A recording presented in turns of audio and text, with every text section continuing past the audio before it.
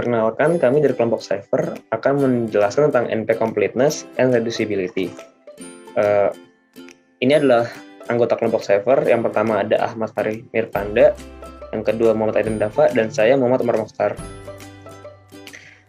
Lalu pada presentasi pada kali ini terdapat 3 topik. Yang pertama ada NP Completeness, yang kedua Reducibility, dan yang ketiga Circuit Satisfiability. Untuk masuk ke topik pertama, yaitu adalah NP Completeness. NP Complete problem adalah problem paling susah di NP set. NP set adalah keputusan problem yang bisa digunakan untuk memecahkan masalah oleh non-deterministic Turing machine di polynomial time. P adalah subset dari NP. NP Complete dibatasi pada persoalan keputusan. Persoalan NP Hard dapat berubah optimasi, yaitu persoalan yang meminta solusi optimal dari persoalan NP Complete. NP Hard dan NP Complete memiliki tingkat kesulitan yang sama. Saat ini, banyak persoalan yang ada telah terbukti merupakan permasalahan NP Complete. Lalu, pengurangan polinomial waktu menyediakan sarana formal untuk menunjukkan bahwa satu masalah setidaknya sesulit yang lain. Untuk dalam faktor polinomial waktu, artinya, jika L1 kurang dari sama dengan P L2, maka L1 tidak lebih dari satu faktor polinomial sulit daripada L2. Notasi untuk pengurangan adalah mnemonik. Contohnya seperti ini. Ini paling atas terdapat NP Hard, itu turning halting problem. Lalu terdapat yang kuning NP Complete, yaitu vertex covering problem, dan yang merah adalah shortest path problem. Jadi shortest path yang P ini ada di dalam lingkaran NP. Lalu NP Complete itu terdapat pada di tengah-tengah dari NP Hard dan NP. Dan lalu NP Hard memiliki wilayah sendiri. Untuk masuk ke topik kedua akan dilanjutkan oleh teman saya. Assalamualaikum warahmatullahi wabarakatuh. Perkenalkan, nama saya Muhammad Aidan Dava. Di sini saya ingin menjelaskan tentang reducibility. Nah, jadi pada materi NP Completeness ini, reducibility itu merupakan sebuah metode untuk merubah suatu masalah menjadi suatu masalah lainnya. Kenapa diubah? Nah, tujuannya tentu untuk mempermudah demi efisiensi waktu. Diubah gimana sih? Nah, jadi yang perlu dinote kita harus mengetahui detail dari kedua masalah ini ya. Nah, kalau kedua masalah ini mirip, nah misalnya ada masalah L1 dan L2, jika L1 dan L2 ini mirip, maka kita bisa nih salah satu masalahnya itu tuh kita reduce. Nah, jadi bisa diselesaikan dengan apa yang bisa diselesaikan untuk masalah lainnya. Misal ada L1 dan L2. L1 itu tuh bisa diselesaikan dengan X dan L2 bisa diselesaikan dengan Y, ya kan? Nah, tapi L1 L2 tuh mirip. Jadi kayak misalkan L1 tuh bisa diselesaikan dengan dengan L2. Jadi kayak maksudnya tuh L2 tuh berada di lingkup L1. Nah, otomatis tuh kita bisa nih nge-reduce L1. Nah, supaya nanti bisa diselesaikan dengan Y kayak gitu. Ini sih. Nah, ini ilustrasinya. Nah, mungkin rada susah ya kalau kita belajar konsep tapi nggak pakai contoh. Langsung aja kita bahas contoh reducibility ini. Nah, jadi ini nih, misalkan kita tuh ingin mencari minimum product path dalam suatu directed graph. Dalam misalkan ada graph terarah, kita ingin cari minimum product path-nya nih, product path. Nah, minimum product path ini tuh bisa dicari dengan perkalian bobot edge di sepanjang jalur. Ya. Nah, tapi kita punya nih algoritma Dijkstra, misalkan di dalam suatu lingkup besar yang kita bahas ini tuh kita ingin cari minimum product path. Nah, tapi kita juga ada kode algoritma Dijkstra, misalkan buat menemukan jalur terpendek. Nah, kan algoritma Dijkstra kan buat menemukan jalur terpendek. Nah, kode untuk algoritma Dijkstra ini tuh yang buat menentukan jalur terpendek bisa nih kita pakai buat mencari minimum produk pet. Nah, jadi kayak yang tadi dijelasin ya, misal yang tadi dijelasin tuh kayak masalah menemukan jalur terpendek sama itu berada dalam lingkup masalah menemukan minimum produk pet kayak gitu.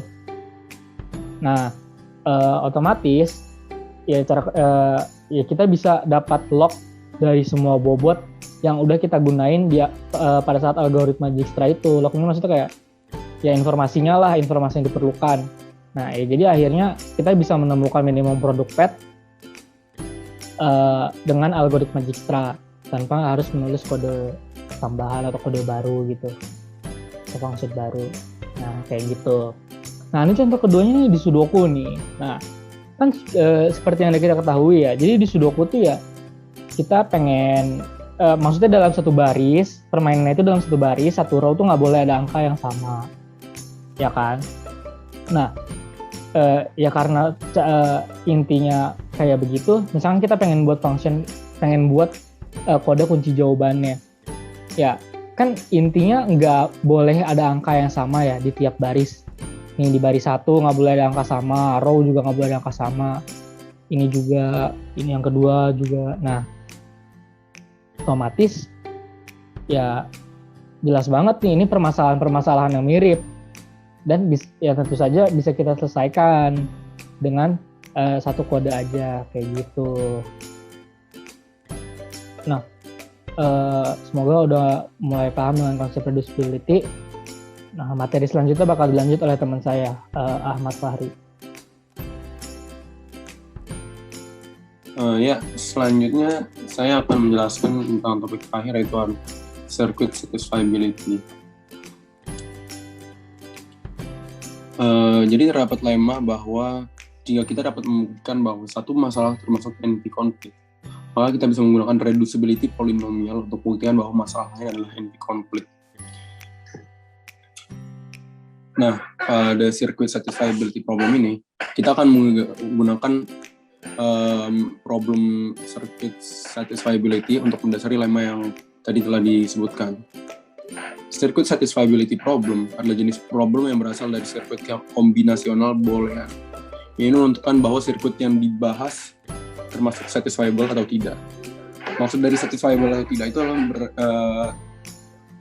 terdapat kombinasi nilai input yang dimasukkan ke sebuah sirkuit yang dibahas tadi, yang membuat output dari sirkuit kombinasional boolean yang tersebut memiliki nilai 1 atau true.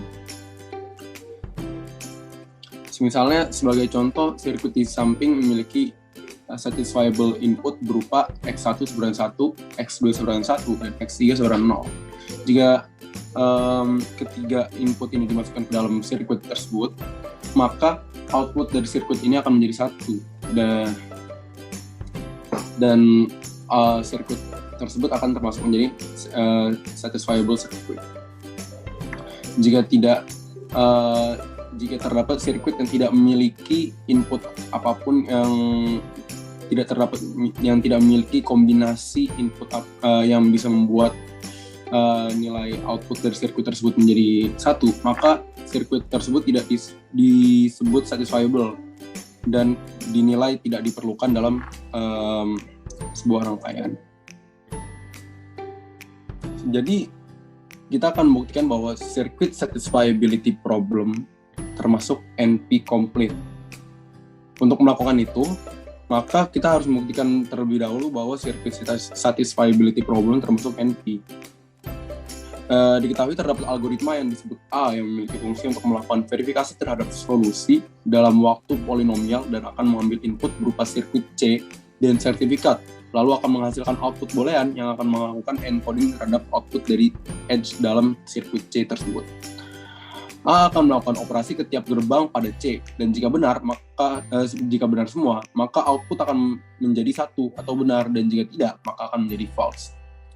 Dengan sertifikat yang memenuhi, maka algoritma A diselesaikan dalam waktu polinomial. Karena algoritma A dapat bekerja dalam waktu polinomial, maka algoritma A ini termasuk NP, atau circuit satisfiability problem ini juga termasuk NP.